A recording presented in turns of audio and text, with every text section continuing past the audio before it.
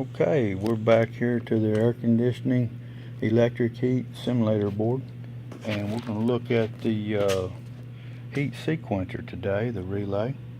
This is a stack type sequencer, and if you look on the side here, you've got these top contacts here, be M1, M2, you got M3, M4 on the bottom, and over here you've got a M5, M6. So there's three sets of contacts there. You got extra terminals up here at the top on your M1 and M2, because we're going to pass power not only to the first element from this sequencer in the heating mode, but we're also going to take that same leg of power over through the normally closed set of contacts. So that would be your normally closed that is attached to your common terminal, which goes to the high-speed fan. Because we're using the same speed usually on electric heat as we do for air conditioning. So we go through, not that we really are going to activate this control on the 24 volts, we don't need to. The heat sequencer is actually controlling the first element and the fan. We just want to go through this normally closed. We talked about it earlier. That's there for air conditioning purposes so that we open up that circuit, not to backfeed and operate an element during the air conditioning mode. It's basically a safety precaution, and to not let that backfeed happen to your element in the air conditioning mode. But the sequencer control is not an inductive control. It's what we call a resistive heater. On the coil down here, it is a 24 volt power consuming coil, just like an inductive relay, except it does not work off of induction or magnetism. It works off kind of like a miniature heating element, and it heats up. And these contacts here are actually bimetal. They're warped, so they're not open until it heats up, and the dissimilar metals warp and they straighten out and close the switch. There are different strengths depending on what sequencer you buy. You could have it to where M1 and M2 come on first, and then M3, M4 come on several seconds later, and then M5 and M6 come on several seconds later. So that's why we call it a sequencer. We're sequencing the contacts in sequence of the bimetal strengths of how long it takes it to heat up. Now this control here, I believe, closes M1 and M2 and M3 and M4 at the same time. It just depends on how you buy it. They may turn on two at a time. Depends on what the actual manufacturer that's using it in their system, or the technician, what he kind of likes to do. But the main thing I want to make sure of is when we turn on any elements at all, since the electric heat is instant heat, we want to go ahead and turn our fan on with it. And this is a 24 volt power consuming coil. It's actually two separate relays on a plate here that we could separate. You see this arm going across here tying the coil together on this side, and we have a metal arm tying the coil together on this side. Now we can just take in the W circuit for the heating mode, the power wire here on one side, and since this bar is here, it's going to take it and power up the other coil also, because we want to operate these all at the same time since they're in sequence. And we'll come in with the common on this side, and again, it doesn't matter which side you go hot and which side you go common. You're going to have a W circuit on one, common on the other, your choice.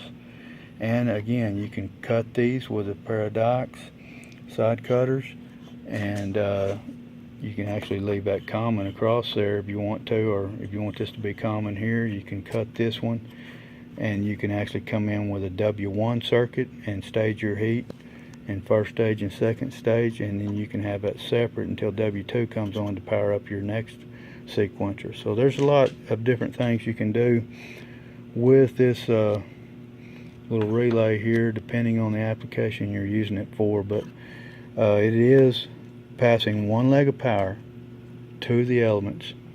One of them will pass power, the first one again, M1 and M2 is going to pass power to your first element, and your normally closed contact through your relay to your fan. So it's bringing on the first element and the fan. The second one, M3, M4, is going to take the leg of power through and feed the second element. And the third one will do the same. It will come through and actually feed the third element.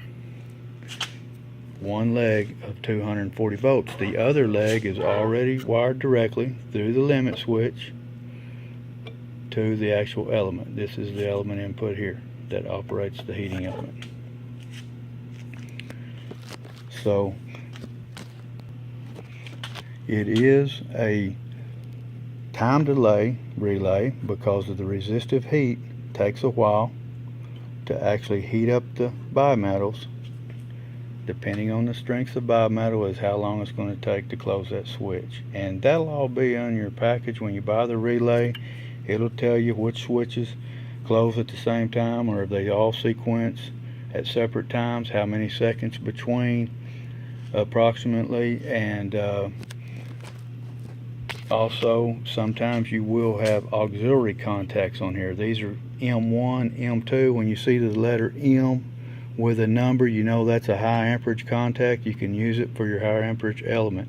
If it is a A1 and A2, which this particular sequencer don't have, that's an auxiliary contact, and the A1 or A2 or A3 and A4, they're primarily for low voltage, lower amperage. If you needed to pass it power when you powered up this sequencer to a humidifier or something, control to bring on a humidifier, it's just there for that reason. And that doesn't mean you can't use, this is a 3-stack sequencer with 3 relays contacts.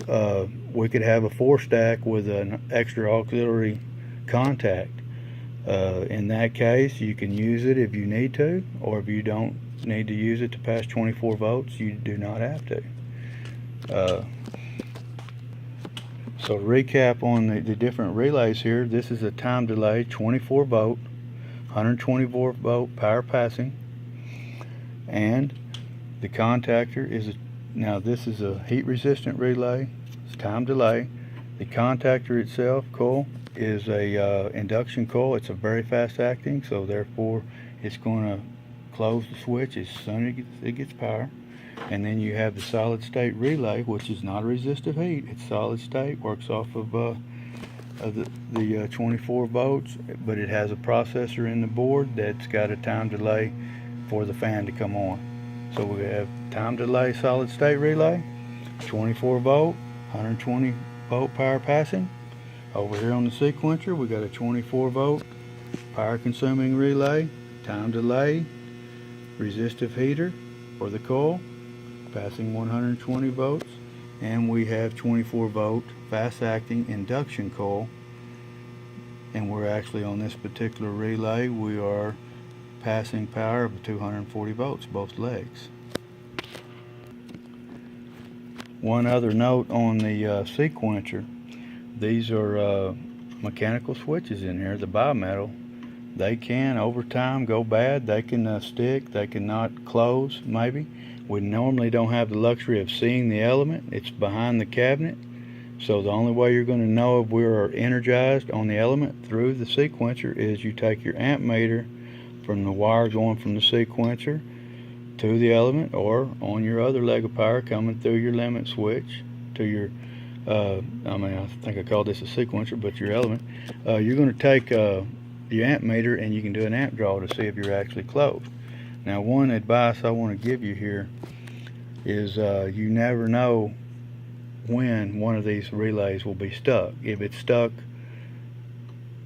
on your relay the switch that is actually running the first element in the fan, you're going to know it because your thermostat's not going to be calling, but your fan's going to be running. You're going to have a little bit of heat coming out, lukewarm air maybe with one element. But in the air conditioning mode, it's very likely that you could have another one of these elements stuck, and you wouldn't know it when it caused your air conditioner to work extra hard, putting an extra heat load on the air conditioning.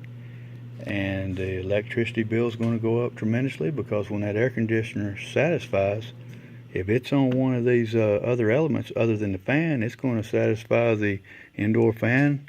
Everything's going to be off. The homeowner's not going to know it, but this is pulling 20 amps.